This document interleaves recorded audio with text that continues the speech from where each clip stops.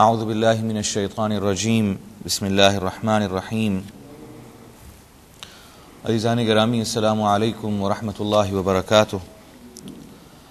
الدرس السابع والعشرون، آج ہم انشاءاللہ 27واں سبق پڑھنے جا رہے ہیں، اور یہ پروگرامز کے اعتبار سے ہمارا 28واں پروگرام ہے۔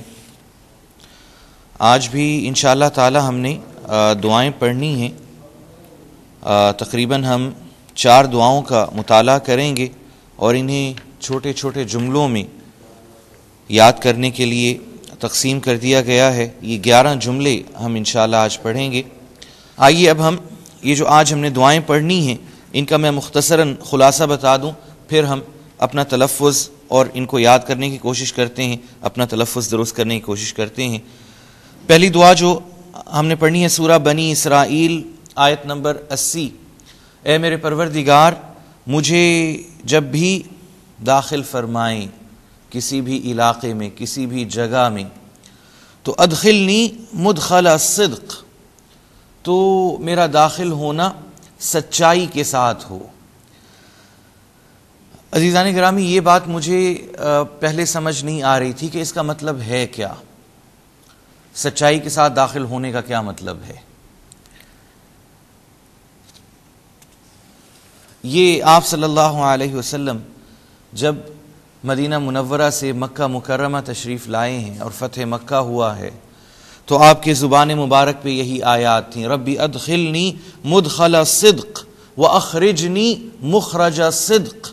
اے میرے پروردگار، مجھے داخل کر رہے ہیں تو سچائی کے ساتھ، اور جب میں یہاں سے نکلوں تو سچائی کے ساتھ۔ ویسے یہ بات سمجھ نہیں آ رہی تھی۔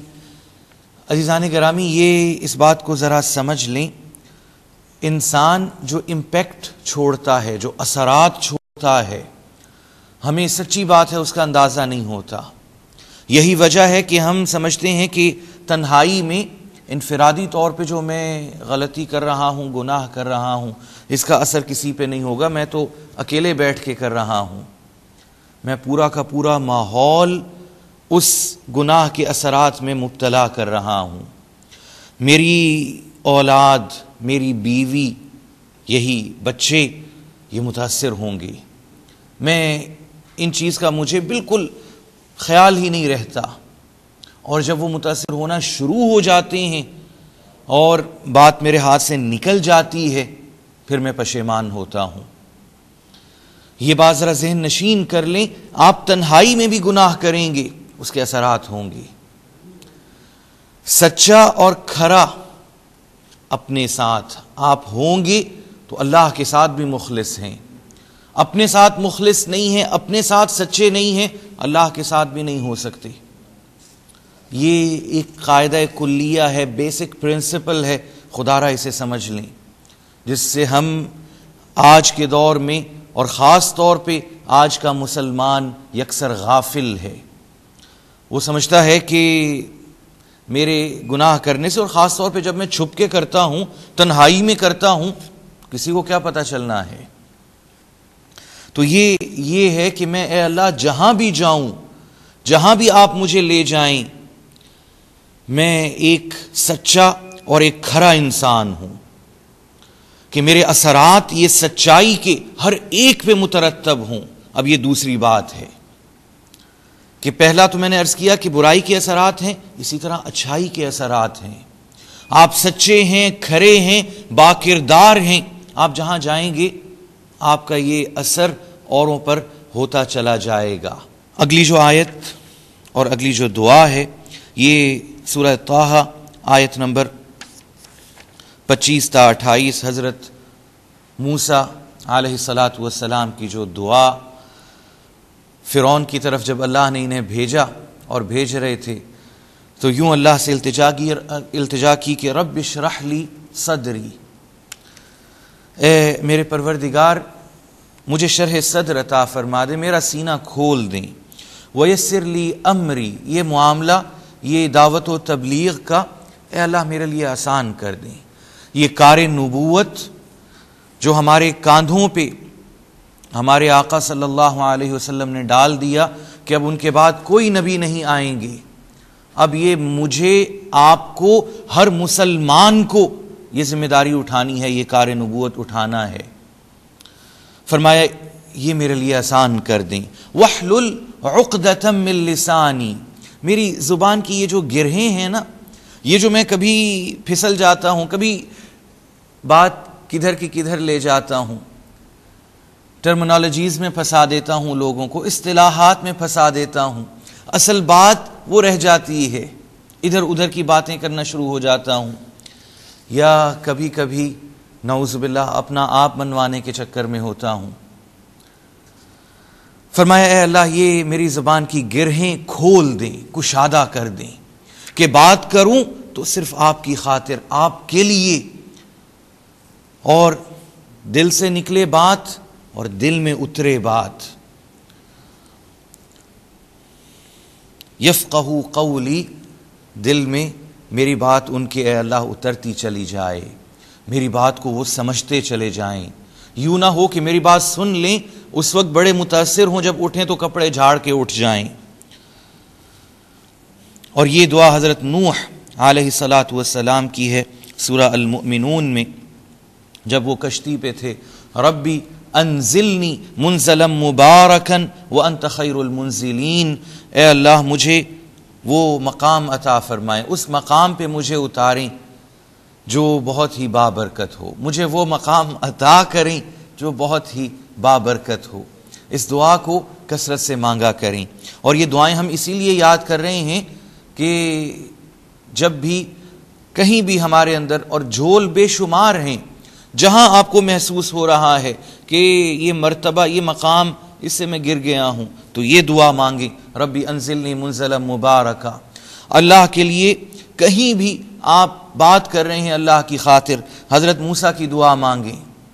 آپ کو نظر آ رہا ہے کہ سچائی میں گڑبڑ ہو رہی ہے، تو ربی ادخلنی مدخل صدق۔ یہ دعائیں عزیزان گرامی، یہ ہمارے لیے حرز جاں ہیں، یہ ہمارا سب سے بڑا وظیفہ ہے، قرآن مجید ہر مسلمان کا سب سے بڑا وظیفہ ہے۔ اور آخری یہ دعا جو ہم نے آج پڑھنی ہے انشاءاللہ، ربی اعوذ بک من ہمزات الشیاطین، اے میرے پروردگار میں آپ کی پناہ میں آتا ہوں، میں آپ کی حفاظت چاہتا ہوں، آپ کی پروٹیکشن میں آتا ہوں، یہ جو شیطان مجھے اکسا دیتا ہے اور یہ میرے نفس کو ابھار دیتا ہے، وَأَعُوذُ بِكَ رَبِّ أَن يَحْضُرُونَ، اور میں آپ کی پناہ میں آتا ہوں کہ اے اللہ وہ آ کر اور مجھ پر مسلط ہو جائے، شیطان یا شیاطین، اس کے چیلے۔ آئیے اب ہم ان دعاؤں کا انشاءاللہ تعالی ہم اکٹھے پڑھتے ہیں، تلفظ بھی درست کرتے ہیں اور انہیں یاد کرنے کی کوشش کرتے ہیں۔ پہلی دعا کا یہ پہلا حصہ ہے جو سورہ بنی اسرائیل میں آ رہی ہے، آئیے اکٹھے ہم پڑھتے ہیں۔ اعوذ باللہ من الشیطان الرجیم، بسم اللہ الرحمن الرحیم، ربی ادخلنی مدخل صدق، ربی ادخلنی مدخل صدق، صاد کو آپ انڈر لائن کریں گے، صدق نہیں ہوگا سین سے بلکہ صاد سے، صدق، ربی ادخلنی مدخل صدق، اے میرے پروردگار مجھے جہاں بھی داخل کرنا ہو، جہاں بھی آپ لے جائیں، اچھی طرح صدق کے ساتھ، سچائی کے ساتھ وہاں پر لے جائیں اور داخل فرمائیں۔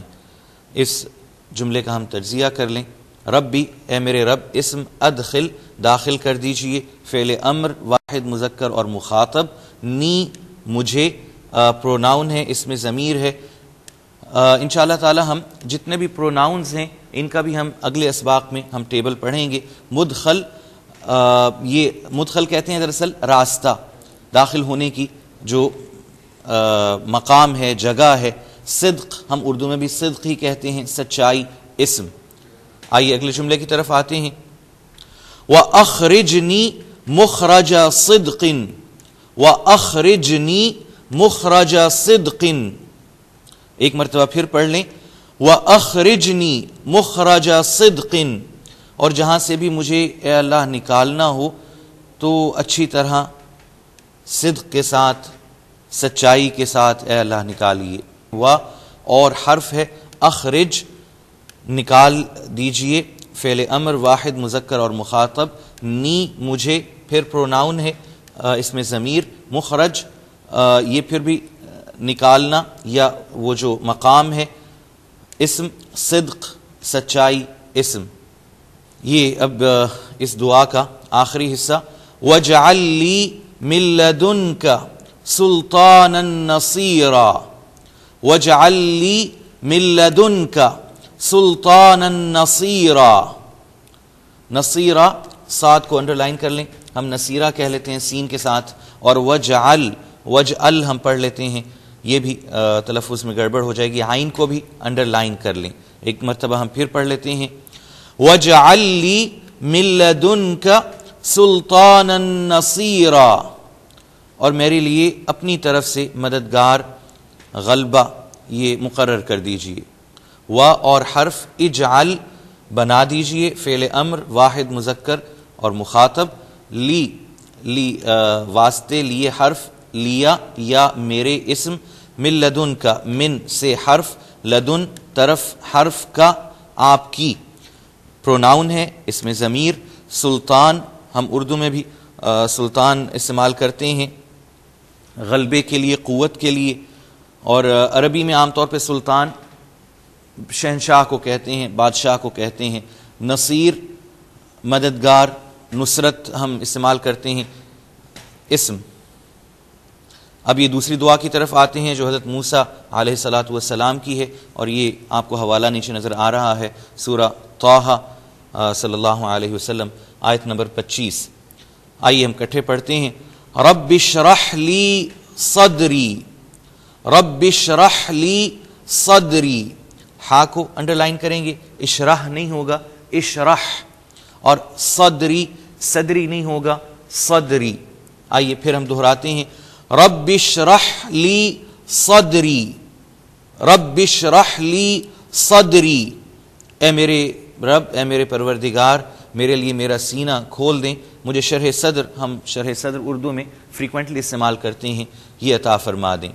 آئیے اس جملے کا بھی تجزیہ کر لیں، ربی اے میرے رب، اسم اشرح کھول دیجئے، فعل امر واحد مذکر مخاطب، لیا لی واسطے لیے حرف، یا پروناؤن ہے، اس میں ضمیر میرے لیے، صدری صدر سینہ اسم، اور صدریہ یا میرا یہ بھی پروناؤن ہے، اس میں ضمیر۔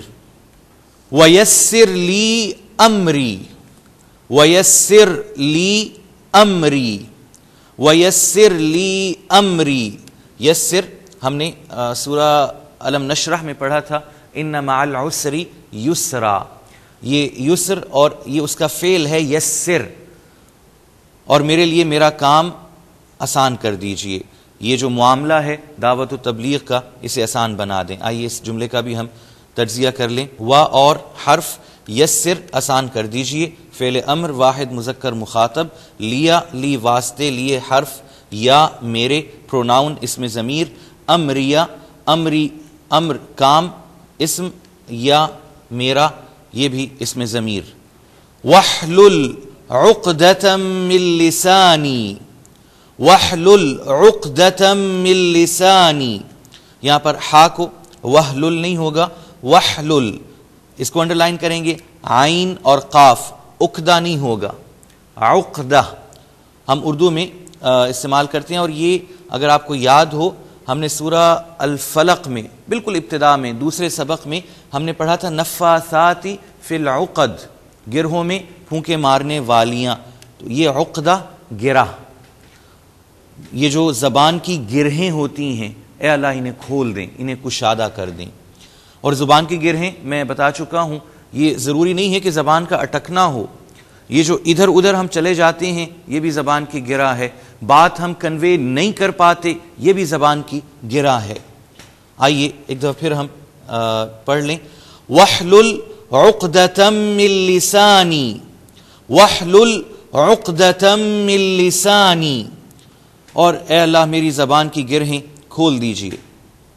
و اور حرف احلل کھول دیجئے، فعل امر واحد مذکر مخاطب، عقدہ گرہ اسم، من سے حرف، لسان ہم اردو میں بھی زبان کے لیے استعمال کرتے ہیں، اسم، لسانیہ یا میری یہ بھی اس میں ضمیر پروناؤن ہے. یفقہوا قولی، یفقہوا قولی، قاف دونوں جگہ پہ آپ انڈرلائن کر لیں گے، قولی میں بھی اور یفقہوا بھی، اور اسے تھوڑا سا تلفظ میں انشاءاللہ ہم نے امپروو کرنا ہے. یفقہوا قولی، یفقہوا قولی، یہ عرف عام میں ہم استعمال کرتے ہیں فقہ. فقہ ہوتا ہے دین کی سمجھ گہرائی کے ساتھ، کہ وہ میری بات سمجھ لیں. قول ہم اردو میں بھی استعمال کرتے ہیں، قول و فعل. یفقہوا وہ سمجھ لیں، قولی میری بات، میری بات ان کے دل میں اترے. یہ سمجھنا صرف ذہنی نہیں ہے کہ اس پہ عمل بھی کرنا شروع کر دیں. آئیے اس جملے کا ہم تجزیہ کر لیں. یفقہوا وہ سمجھ لیں، فعل مضارع جمع مذکر غائب، قول بات اسم، قولیہ یا میری یہ بھی پروناؤن ہے، اس میں ضمیر. آئیے اگلا جملہ ہم پڑھتے ہیں. یہ دعا نمبر 3 جو آج ہم نے سبق میں پڑھنی ہے، اس کا پہلا حصہ جو حضرت نوح علیہ السلام نے مانگی اللہ سے. ربی انزلنی منزلا مبارکا، ربی انزلنی منزلا مبارکا. ایک دفعہ پھر ہم اکٹھے پڑھ لیں. ربی انزلنی منزلا مبارکا، اے میرے پروردگار، اے میرے رب، مجھے بابرکت جگہ مقام عطا کر دیجئے. ربی رب اسم، انزل اتار دیجئے فعل امر. ہم نازل کردہ ہم اردو میں فریکوینٹلی اور بڑا عام استعمال کرتے ہیں فعل امر واحد مذکر مخاطب. نی مجھے اسم، اس میں ضمیر پروناؤن ہے ڈیفینیٹلی. منزلن جگہ یا اتارنا اسم. مبارکن ہم اردو میں بھی مبارک کہتے ہیں جو بابرکت ہو، یہ بھی اسم ہے. وَأَنْتَ خَيْرُ الْمُنزِلِينَ، وَأَنْتَ خَيْرُ الْمُنزِلِينَ، وَأَنْتَ خَيْرُ الْمُنزِلِينَ، اور آپ بہترین مقام عطا کرنے والے ہیں. یہاں پر عزیزان گرامی منزلین زے اگر اس پہ زیر ہے تو نازل کرنے والے، اور اگر اس پہ ہم زبر لے آئیں منزلین تو اس کا بالکل الٹا ترجمہ ہوگا جسے نازل کیا گیا. تو یہ اس میں بڑا احتیاط کرنا ہے منزلین، کیونکہ اکثر میں نے حضرات کو دیکھا ہے وہ احتیاط نہیں کرتے اور الٹا پڑ جاتے ہیں. منزلین جو نازل کر رہا ہے، جو مقام دے رہا ہے، اور منزلین جنہیں مقام مل رہا ہے. تو ایک زیر اور زبر سے بات بالکل الٹی ہو جاتی ہے. آئیے اس جملے کا بھی ہم تجزیہ کر لیں. و اور حرف انت آپ، اسم چونکہ اللہ کے لیے ہے ورنہ لفظی ترجمہ تم. خیر بہترین، ہم اردو میں بھی خیر کہتے ہیں. اسم منزلین اتارنے والے اسم، اور منزلین ہوگا جو اتارے گئے. آئیے جی آگے ہم پڑھتے ہیں. اب یہ آج کی آخری دعا ہے، اس کا پہلا حصہ. ربی اعوذ بک من ہمزات الشیاطین، ربی اعوذ بک من ہمزات الشیاطین. اعوذ ہم اس کورس کے پہلے جملے میں ہی ابتدا ہی اعوذ سے ہو رہی ہے. اگر آئین کی جو پروننسیشن ہے آپ کی ٹھیک ہو چکی تو اچھی بات ہے، ورنہ اسے بھی انڈرلائن کر لیں. ہم نے اپنی پروننسیشن کو امپروو کرتے رہنا ہے ہر جملے کے ساتھ. یہ ہم نے نہیں سمجھنا کہ اب بالکل ٹھیک ہو گئی ہے، اب امپروومنٹ کی ضرورت نہیں ہے. کوشش یہی کرنی ہے آپ نے کہ ہر جملے میں اپنی پروننسیشن، اپنا تلفظ اسے بہتر سے بہترین کرتے چلے جائیے. یہ چونکہ لمبا جملہ ہے اسے آپ 2 حصوں میں کر کے آپ یاد کر لیجئے گا. ربی اعوذ بک من ہمزات الشیاطین، اے میرے پروردگار میں شیاطین کی اکساہٹوں سے آپ کی پناہ میں آتا ہوں یا آپ کی پناہ مانگتا ہوں. ربی اے میرے رب، اسم اعوذ میں پناہ میں آتا ہوں یا پناہ مانگتا ہوں، فعل مضارع واحد متکلم، بی 7 حرف، کا آپ کی اسم پروناؤن ہے، من سے حرف، ہمزات اکساہٹیں، اکسانا جو وسوسے ہوتے ہیں، لیکن یہ وسوسوں سے ذرا تھوڑا بڑھ کر اسم، چونکہ وسوسہ بھی ذہن میں رکھیے گا عربی ہی کا لفظ ہے. شیاطین شیطان کی جمع ہے، یہ بھی اسم. وَأَعُوذُ بِكَ رَبِّ أَن يَحْضُرُونَ، یہ آخری ہم آج کے سبق کا جملہ ہم پڑھ رہے ہیں. وَأَعُوذُ بِكَ رَبِّ أَن يَحْضُرُونَ، ضاد کو انڈرلائن کر لیں اور اگر اعوذ کا عین بھی ابھی ٹھیک طرح اس کا پروننسیشن نہیں ہوا، اسے بھی انڈر لائن کر لیں کہ اس پہ آپ نے زیادہ پریکٹس کرنی ہے. جو حروف آپ نے انڈر لائن کیے ہیں ان پر آپ نے پریکٹس زیادہ کرنی ہے، اور کوشش کیا کریں کہ اونچی آواز سے پڑھیں، کم از کم اپنے آپ کو ضرور سنائیں، اور پھر اسے ٹیلی کر لیا کریں کسی قاری صاحب کے، یا جیسے ہم یہ پڑھ رہے ہیں کہ کتنا فرق رہ گیا ہے. آئیے پھر اس پہ مشق کر لیں. وَأَعُوذُ بِكَ رَبِّ أَن يَحْضُرُونَ وَأَعُوذُ بِكَ رَبِّ أَن يَحْضُرُونَ. اے میرے پروردگار، اور اے میرے پروردگار، میں آپ کی پناہ میں آتا ہوں اس بات سے کہ وہ میرے پاس آ کے ظاہر ہو کے مجھے فتنے میں اور وسوسوں میں مبتلا کر دیں. آئیے اس جملے کا بھی ہم تجزیہ کر لیں. وا اور حرف اعوذ، میں پناہ مانگتا ہوں، فعل مضارع واحد متکلم، بکا ساتھ حرف کا آپ کی، اسم ربی رب اسم، ان کے یہ ہم کئی مرتبہ پہلے بھی پڑھ آئے ہیں، حرف یحضرون ہم اردو میں بھی کہتے ہیں حاضر ہونا، وہ سب آئیں، فعل مضارع جمع مذکر غائب. یہ ہم نے عزیزان گرامی آج چند دعائیں پڑھی ہیں، 11 یہ جملے ہیں. سب سے پہلے تو آپ نے ان جملوں کو ازبر کرنا ہے، اچھی طرح یاد کرنا ہے، اور پھر ان کا لفظی ترجمہ جو ٹیبلز میں ہے، جب مفہوم اور ترجمہ یاد کریں گے تو علیحدہ جو ٹوٹے ہوئے الفاظ ہیں آپ نے ان کا مفہوم ذہن نشین کر لینا ہے. اس کے بعد ہم ٹیبل بناتے ہیں ہمیشہ کی طرح. اس میں 3 کالمز آئیں گے. سب سے پہلے کالم میں نئے الفاظ، دوسرے کالم میں اردو سے ملتے جلتے الفاظ، اور تیسرے کالم میں جو اردو میں استعمال شدہ الفاظ ہیں. اور ایک مشق جو ہم نے اب شروع کی ہوئی ہے یہ آپ نے از خود کرنی ہے. یہ مشقیں جو آپ کو بتا رہا ہوں، سورہ بقرہ کا رکوع نمبر 3 یہ آپ نے پڑھنا ہے. اور گزشتہ سبق میں عرض کر چکا تھا آپ 2 قرآن مجید اپنے سامنے رکھیں گے، ایک ترجمے والا، لفظی ترجمے والا. آپ کوئی بھی لفظی ترجمہ لے لیجئے، اس میں کوئی تخصیص نہیں ہے، اور ایک بغیر ترجمے کے ساتھ.